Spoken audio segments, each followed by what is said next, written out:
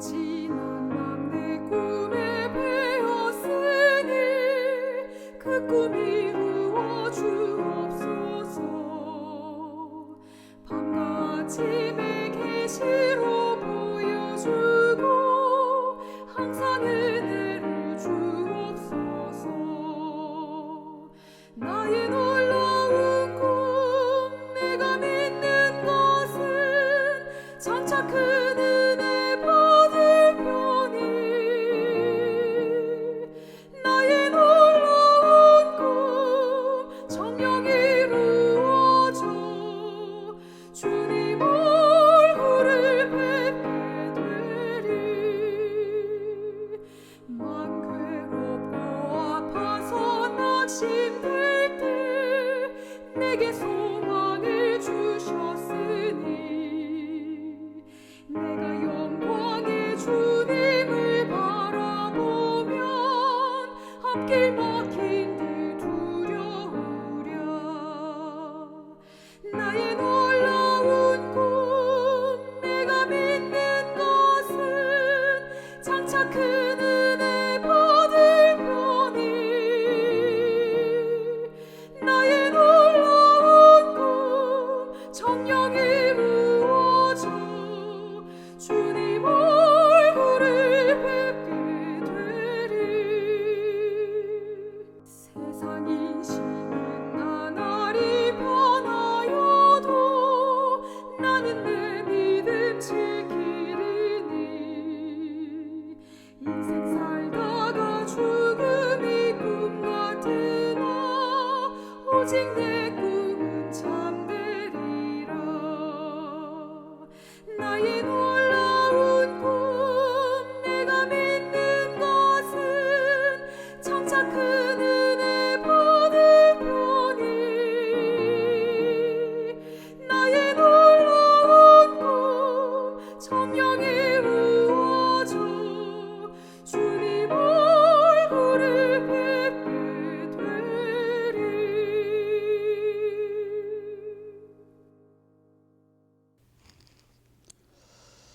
저희들의 아버지 하나님, 저희를 전으로 불러주시니 감사합니다.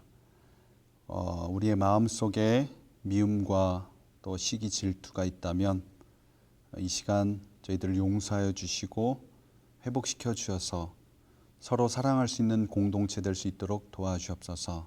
저희들의 가족들을 지켜주시옵고 저희들의 교회를 정결케 하시어 저희가 속한 이 공동체가 하나님 나라 될 수 있도록 인도하여 주옵소서. 예수 그리스도의 이름으로 간절히 기도함나이다. 아멘. 안녕하세요. 반갑습니다. 우리 시편 133편 다 같이 읽도록 하겠습니다. 보라, 형제가 연합하여 동거함이 어찌 그리 선하고 아름다운고, 머리에 있는 보배로운 기름이 수염 곧 아론의 수염에 흘러서 그의 어깨까지 내림 같고, 헐몬의 이슬이 시온의 산들에 내림 같도다. 거기서 여호와께서 복을 명하셨나니 곧 영생이로다. 우리가 잘 아는 말씀이죠.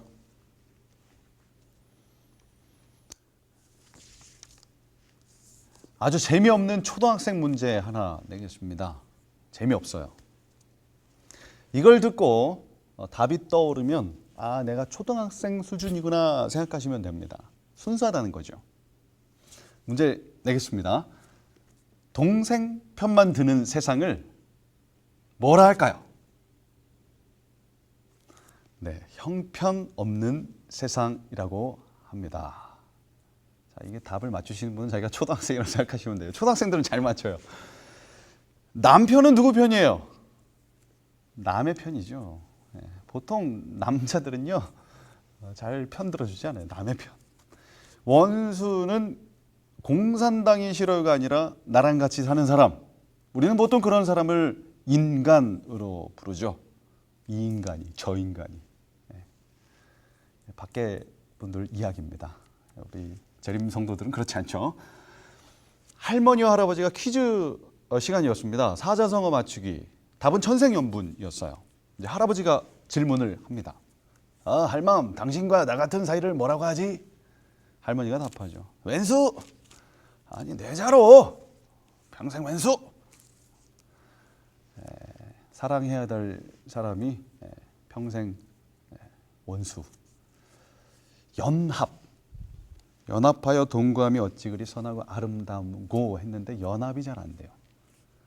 어떤 단체에 있어서 이제 단합대회를 하잖아요. 뭐 체육대회도 하고 뭐 여러 가지 행사들을 통해서 단합한다고 해요. 근데 이것은 단합대회 한다고 되는 문제가 아니에요. 결심한다고 되는 문제가 아닙니다. 너하고 나는 친구 되어서 사이좋게 지내자, 새끼손가락 꼭꼭 걸고 약속해, 이렇게 약속한다고 되는 문제가 아닙니다. 생각보다 성경에 나타난 연합은요, 인간의 문제가 아니에요. 편가르기는 언제 생겨났을까요? 성경을 살펴보면 바벨탑에서 생겼습니다. 언어가 혼란스러워졌어요. 창세기에 보면요, 그들이 동방으로 장소를 옮깁니다. 동편으로 떠났어요. 성경에서 동쪽은 하나님을 떠나는 방향입니다. 아담과 하와가 동쪽으로 떠났고 그 아들 가인도 뭐예요? 동쪽으로 떠났어요. 하나님을 벗어나는 방향이에요. 태양신을 숭배할 때는 동쪽입니다. 그래서 고대 산당들은요, 다 동쪽으로 절하게 되어 있다고 합니다. 근데 하나님의 성소는 어느 쪽이에요? 태양을 등지죠. 에스겔서에 보면은 서쪽을 향해서 하나님의 방향으로 와야 되는데 하나님의 백성들이 성소를 등지고 동쪽을 향해 가는 그런 이야기가 나옵니다. 방주가 머물렀던 산을 내려가서 이제 평지에 거주합니다. 산은 하나님의 전이 있고 예배가 드려지는 장소이고요. 평지는 타락과 우상 숭배가 있었습니다. 시온산, 예루살렘 성, 산 위에 있는 집. 시날 평지, 두라 평지, 소돔 다 평지였어요. 사람들은 하나님이 믿기 싫어서 방주가 있던 아라랏산에서 내려왔습니다. 그리고 모였어요. 도시를 만듭니다. 건물을 높이 짓기 시작하죠. 그리고 영원히 망하지 않을 나라를 만들기 시작했습니다. 이 나라는 좋은 나라였어요? 나쁜 나라였어요? 좋은 나라죠. 영원하고요. 물로 망하지도 않고 내 맘대로 할 수 있는 나라. 내가 먹고 싶고 내가 가고 싶고 내가 하고 싶은 대로 한 나라. 복지국가, 그게 뭐냐면 바벨탑입니다. 그러나 그 속에는 뭐가 없어요? 하나님이 없고 하나님의 법이 없습니다. 하나님의 언약이 없는 나라가 바로 바벨탑 정신, 바벨론입니다. 그래서 그 나라는 어떻게 됩니까? 무너지게 되어 있어요. 하나님께서 언어를 혼잡하게 하셨습니다. 혼잡, 이게 뭐냐면 바벨입니다. 편가르기, 연합이 안 됩니다. 내 맘대로 하겠다 하는 것은 굉장히 좋은 것 같지만 결국은 뭐냐면 연합할 수 없고 서로를 미워하게 되고 서로를 누르게 되는 나라가 바로 바벨론입니다. 반면에 하나님 나라는 뭡니까? 하나님을 사랑하고 이웃을 사랑하는 나라죠. 굉장히 갑갑해 보이지만 결국적으로 이러한 나라가 영원한 나라가 되는 거예요. 우리가 사는 세상은 바벨론입니까? 하나님 나라입니까? 사람들은 복지국가를 원하죠. 정말 제가 이번에 아이를 낳으니까 국가에서 얼마 이렇게 돈을 주더라고요. 잘 키우라고. 굉장히 좋은 나라인 건 분명해요. 그러나 우리의 본성을 살펴보면 이 어떤 내 욕망을 만족시켜 주지 않으면 그 나라는 나쁜 나라라고 그렇게 얘기를 합니다. 우리가 하나님 나라를 자꾸 거절하는 이유는 뭐냐면 내 본성과 하나님의 나라가 맞지 않기 때문에 그렇습니다. 오히려 바벨론을 더 좋아해요. 그러나 바벨론을 따라가게 되면 결국은 다툼이 일어나게 되고요. 결국은 미움이 일어나게 되고 상처가 발생하게 되고 결국 그 나라는 무너지게 되었습니다. 그 공동체는 오래가지 못해요. 시편 133편은 이 바벨론에서 무너질 나라에서 영원한 하나님의 나라 시온으로 가는 희망의 메시지입니다. 형제가 연합하는 것이 선하다, 아름답다. 이 표현은 주로 하나님의 품성, 그분께서 아름답고 그분이 선하시고 그분의 존재를 찬양할 때 쓰는 말입니다. 그런데 형제가 연합하여 동거함이 어찌 그리 선하고 아름답다. 저는 중학교 때부터 계속 기숙사에 살았습니다. 기숙사에는 뭐가 있냐면요, OT라는 것이 있어요. 지금은 없겠지만 OT는 오리엔테이션의 약자입니다. 기초교육. 그런데 기숙사 OT는 달랐어요. 강당에 모이는 게 아니라 어디에 모여요? 운동장에 모입니다. 그리고 선착순을 시켜요. 누가 더 빨리 운동장을 도나. 친구가 넘어집니다. 어떻게 해야 돼요? 드라마에 보면 친구야 넘어졌니? 일어나 손잡아주고 이렇게 같이 가야 되잖아요. 친구를 이렇게 타 넘습니다. 타 넘고 내가 먼저 살기 위해서. 오리걸음을 하죠. 또 앉았다 일어났다 팔굽혀펴기.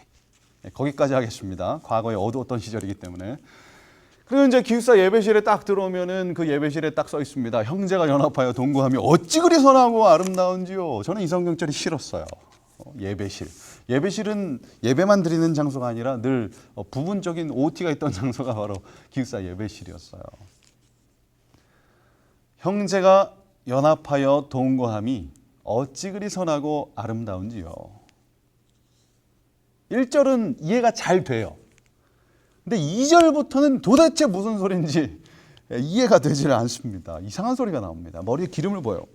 기름을 보면 그 기름이 이렇게 흘러내려서 옷이 다 젖고 이렇게 뚝뚝뚝뚝 떨어집니다. 그리고 헐몬의 이슬, 알지 못하는 단어죠. 헐몬. 헐몬은 헤르몬산인데요. 산 이름이에요. 그 이슬이 시온의 산들에 내림 같도다. 무슨 뜻인지 몰라서 1절만 외우고 뒤에는 버려요. 근데 사실 1, 2, 3절 다 중요한 말씀입니다. 성경에서 가장 짧은 3절 이야기지만 굉장히 중요한 의미를 담고 있어요. 2절은 아론이 기름 부음을 받는 장면입니다. 그 기름이 흘러서 발밑까지 뚝뚝 떨어져요. 기름 부음을 받은 자, 히브리어로 뭡니까? 공부하셔야죠. 히브리어로 기름 부음을 받은 자가 뭐예요? 메시아죠, 메시아. 헬라어로는요, 이제 같은 의미죠. 그리스도죠. 우리가 잘 아는 말이죠. 예수님께서 부활하시고 하늘에 가셨습니다. 하늘에 가셔서 뭐 하셨어요? 왕으로, 대제사장으로 다시 자리를 찾습니다. 그것이 하나님 보좌 우편이라고 성경은 기록하고 있어요. 그때 그 날이 무엇이냐면 바로 하늘의 취임식이었어요. 예수님께서 땅의 사역을 마치고 하늘에 가서 보좌에 앉으셔서 취임식을 받는 장면, 하늘에 기름 부음이 있는 거죠. 예수님께서 기름 부음을 받으실 때 이 땅에서는 무슨 일이 일어났을까요? 기름이 상징하는 건 뭡니까? 성령입니다. 바로 오순절 성령이 임했습니다. 하늘에는요, 예수님의 기름 부음이 있었고 이 땅에는 성령 강림의 사건이 일어난 것입니다. 이것이 하나님께서 다윗에게 영감을 주셔서, 다윗도 무슨 뜻인지 잘 몰랐을 거예요. 다윗을 통하여 먼 미래에 있을 예수 그리스도의 사역과 성령 사건을 예언한 성경절이 바로 시편 133편입니다. 그래서 사도행적은요, 이렇게 기록하고 있습니다. 그리스도께서는 과연 영원부터 아버지와 함께 가지셨던 모든 영광으로 영화롭게 되셨다. 오순절 성령 강림은 구주의 취임식이 끝났다는 하늘의 통고였다. 굉장히 좋은 책이에요. 사도행적이라는 책은 굉장히 좋은 책입니다. 그분은 당신의 약속에 따라 하늘로부터 성령을 그의 제자들에게 보내셨는데 이것은 왕으로서 하늘과 땅의 모든 권세를 받은 분이요, 따라서 그의 백성을 위해 기름 부음을 받은 분이시라는 증거였다. 그분께서 왕 되신 거죠. 주권이 회복되는 겁니다. 하나님 나라가 회복되는 거죠. 그 결과가 뭡니까? 이 땅에서 성령을 받은 제자들의 모습이 어떤 모습이었어요? 물론 병자들도 고치고 말씀을 선포하고 수많은 사람들이 구원함을 받지만 가장 중요한 건 뭐냐면 뭐 했어요? 우리가 잘 못하는 거, 절대 인간의 힘으로 되지 않는 거, 연합했습니다. 같은 마음으로 같이 먹고 함께 했습니다. 사도행전 2장 46절 47절은 이렇게 기록합니다. 날마다 마음을 같이 하여. 성경의 마음이라는 단어는 굉장히 중요해요. 내 마음이 아니라 하나님의 마음이죠. 마음을 같이 하여 성전에 모이기를 힘쓰고 집에서 떡을 떼며 기쁨과 순전한 마음으로 음식을 먹고 하나님을 찬미하며 또 온 백성에게 칭송을 받으니 주께서 구원받는 사람을 날마다 더하게 하시니라. 형제가 뭐 했어요? 연합했어요. 그 전까지만 해도, 십자가 전까지만 해도 예수님의 제자들의 모습은 뭐였어요? 네가 높냐 내가 높냐, 하나님 예수님이 왕 되시면 네가 오른팔이 되냐 왼팔이 되냐, 서로 높기 위해서 계속해서 싸우던 그 모습이 연합하여 하나가 되었습니다. 연합은요, 사람의 힘으로 되는 것이 아닙니다. 우리가 노력한다고, 우리가 단합되어야 한다고 되는 문제가 아니라 하나님께서 역사하셔야만, 성령께서 오셔야만 되는 문제가 뭐냐면 서로 사랑하게 되는 것이고 사이좋게 지내는 것이고 연합하게 되는 것입니다. 구약의 다윗의 경험이 제자들을 통해서 성취됩니다. 다윗도 이 경험을 한 거죠. 그 뭡니까? 아둘람 굴에 있을 때 그 상처 입은 자들과 함께하면서 이것을 경험한 거죠. 제자들도 그 십자가라는 상처를 같이 경험함으로 성령을 통해서 연합됨을 경험합니다. 이때 12사도를 중심으로 신약의 교회가 시작됩니다.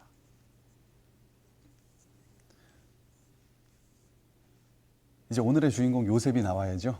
요셉 이야기를 하고 있으니까. 이 장면은 요셉의 형들의 화해와 비슷합니다. 창세기 45장 15절에 보면요, 요셉이 또 형들과 입맞추며 안고 우니 형들이 그제서야 요셉과 말하니라. 눈물의 상봉과 화해가 이루어집니다. 이게 단순한 화해가 아니에요. 형들이 와서 절해요. 그 요셉의 인생에는요, 하나님께서 주신 꿈이 계속 머릿속에 있었잖아요. 절하는 꿈이에요. 형들이 와서 절하는 모습을 보고 성경에는 이렇게 기록하고 있습니다. 요셉이 그들에 관한 꿈을 생각하고, 절하는 모습을 딱 볼 때 꿈이 늘 생각하던 꿈이었는데 그 꿈이 더 생각난 거죠. 꿈이 어떻게 됐어요? 성취된 거죠. 내 꿈이 아니라 하나님께서 주신 꿈이 성취됐어요. 그럼 어떻게 해야 돼? 곧바로 형들이요, 제가 바로 요셉입니다. 제가 20년 전 형들한테 말한 그 꿈 기억나죠? 곡식 딴 꿈. 뭡니까? 이 별들이랑 그 해달 저란 꿈. 보십시오, 성취됐잖아요. 내 말 왜 그때 안 듣더니 날 팔아먹더니 뭐 하는 거야? 이렇게 해야 되는데 요셉은 곧바로 자신을 알리지 않았어요. 그리고 뭘 합니까? 형들을 정탐꾼으로 몰아요. 궁극적으로 형들의 무엇을, 과거로부터 계속 관심이 있었던 품성을 시험합니다. 한 번도 아니고 이제 성경 보면 계속 시험해요. 왜 그렇게 합니까? 왜냐하면 이 형들을 통해서 무엇이 이루어져야 돼? 하나님의 나라, 구약의 교회, 이스라엘 12지파가 시작되어야 합니다. 그러기 위해서는 언약에 합당한 품성이 준비되어야 하는 것이죠. 여러 차례의 시험을 통해 확인되었고 진짜 변한 형들의 모습. 그제서야 요셉은 자기 자신을 알립니다. 오순절 성령 강림의 장면처럼 요셉과 형들의 화해는 성령의 강력한 임재가 있었을 것입니다. 이것이 바로 구약의 교회, 이스라엘이고, 형제가 연합하여 동거함이 어찌 그리 선하고 아름다워, 이게 바로 하나님의 나라의 본질이기 때문에 그렇습니다. 신약의 교회, 12지파를 통해, 12지파가 아니죠, 12사도를 통해 시작된 신약의 교회, 이것이 바로 천국입니다. 구원은 개인의 문제입니까? 아니면 집단의 문제예요? 분명한 건 개인의 문제입니다. 내가 예수님을 믿는 문제잖아요. 그러나 동시에 공동체의 문제입니다.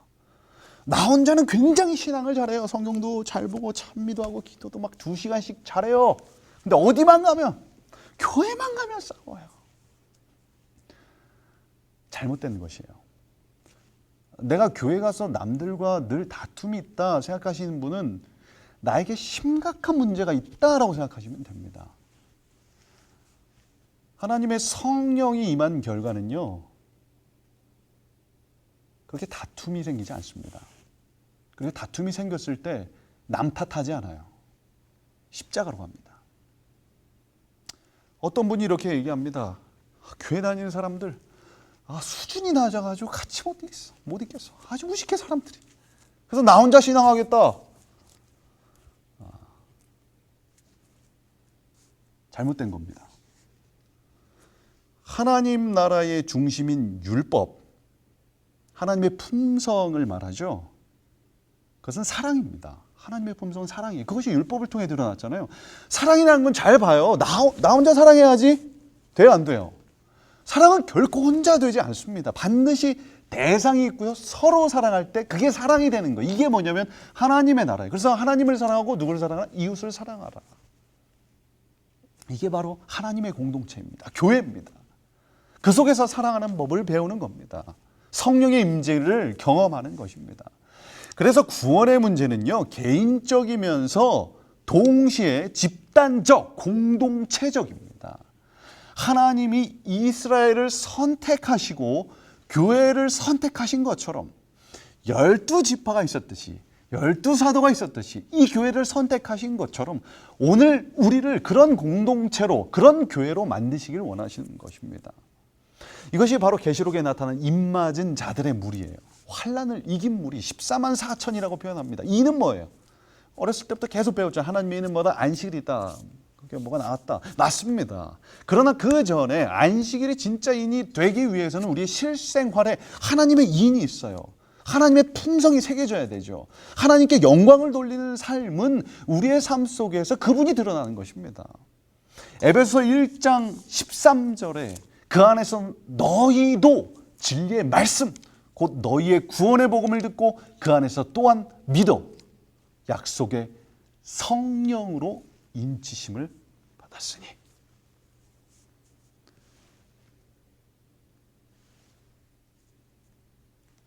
마태복음 25장에 보면요, 예수님을 기다리는 두 무리가 있습니다. 우리가 잘 알죠? 슬기로운 처녀와 미련한 처녀입니다. 뭐가 달라요? 둘 다 등잔을 가졌죠. 등불은 뭘 나타내요? 말씀을 나타냅니다. 다 말씀을 사랑하는 자들입니다. 누구처럼요? 우리 재림 성도들처럼. 지금 화요일에 오신 분들 다 말씀 사랑해서 오셨잖아요. 화요일에 오신 분들 정말 멋진 분들이에요. 말씀 사랑하고 예수님 사랑해요. 근데 뭐가 달라요? 다 졸며 잘세. 다 자요. 저희 요즘 졸잖아요. 다 조는데 다른 것은 바로 기름입니다. 슬기로운 처녀들은 기름이 있었고 미련한 처녀들은 기름이 없었어요. 이 하나 차이입니다. 기름이 나타내는 것은 무엇입니까? 바로 성령 하나님입니다. 성령의 유무가 마지막 백성의 가장 중요한 요소예요. 다 같이 말씀을 사랑하고 예수님을 따라가지만 그 삶에 성령 하나님께서 거하시는가? 성령이 오시면 뭐가 달라져요? 우리가 성령 하나님을 간구하잖아요. 주여 오시옵소서, 임하여 주시옵소서 그렇게 기도하는데 뭐가 달라지냐 이겁니까? 그건 뭐냐면 바로 12 형제들처럼 마음이 변하는 거예요. 에스겔서에 보면은 새 영, 새 신이 너에게 임할 때 그 마음이 달라진다라는 기록이 있어요. 12 형제들처럼 서로 뭐 하게 됩니까? 사랑하게 돼요. 12 제자처럼 서로 미워하던, 누가 더 높냐 싸우던 그 12 제자가 서로 연합하게 됩니다. 이것이 바로 성령께서 역사하신 증거입니다. 성령 공동체. 우리 교회가 그런 교회가 되길 간절히 바랍니다. 우리의 가정이 성령 하나님께서 역사하심으로 서로 사랑하는 그런 행복한 가정이 되었으면 좋겠습니다. 형제가 연합하여 동거함이 어찌 그리 선하고 아름다운고. 이것이 바로 하나님 나라 천국입니다. 버러지 같은 우리가 오늘 결심하고 오늘 나 정말 사이좋게 지내야지, 하나님 말씀대로 살아야지 결심한 우리가 점심때 되면 다 어떻게 돼요? 깨지고 실망하고 또 좌절하는 그런 우리가 하나님의 형상으로 회복되고, 미워하기 좋아하는 우리가 사랑하게 되고, 무너진 하나님의 율법이 회복되는 것, 그것이 바로 하나님 나라입니다.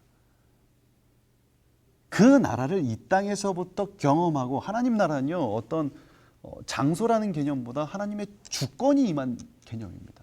왕권, 예수 그리스도가 우리의 왕 되시고 그분의 뜻대로 살아갈 때 이 땅부터 하나님의 나라가 시작되는 것이죠. 이런 사람이 예수님을 기다리는 것이에요. 이 땅의 늦은 비 성령을 통해 우리의 가정이, 우리 교회가 연합될 때 그토록 기다리던 예수님께서는 반드시 오실 것입니다. 마지막 이야기 드리고 마치도록 하겠습니다. 대한민국 역사상 가장 뜨겁고 감동적이고 온 국민이 하나가 되었던 때 언제인 것 같습니까? 제가 얼마 안 살아서 잘 모르겠네요.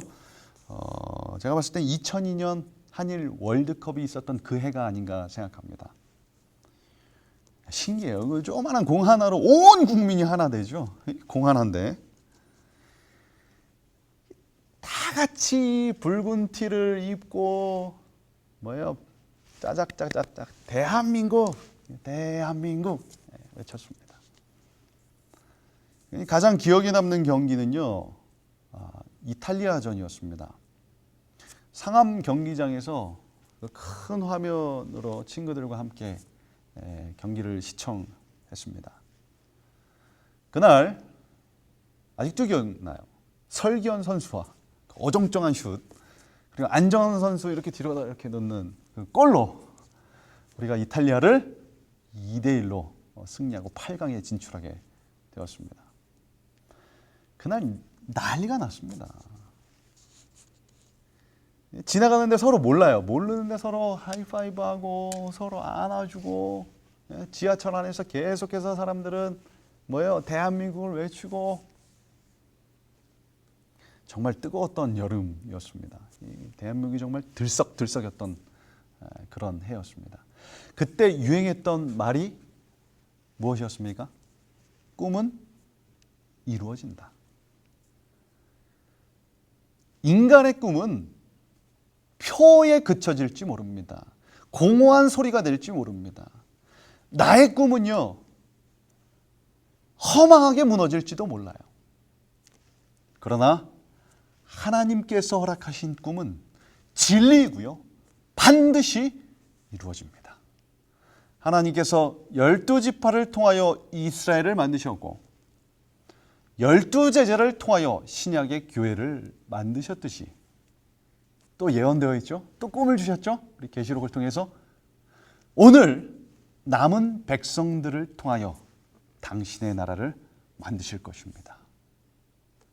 성령 하나님을 통하여 예수 그리스도를 따라가는 주의 남은 백성, 꿈을 가진 백성, 어떤 시련이 와도 이 꿈 때문에 살아남을 백성, 진정한 남은 백성들 되시길 바라면서 말씀을 마치겠습니다.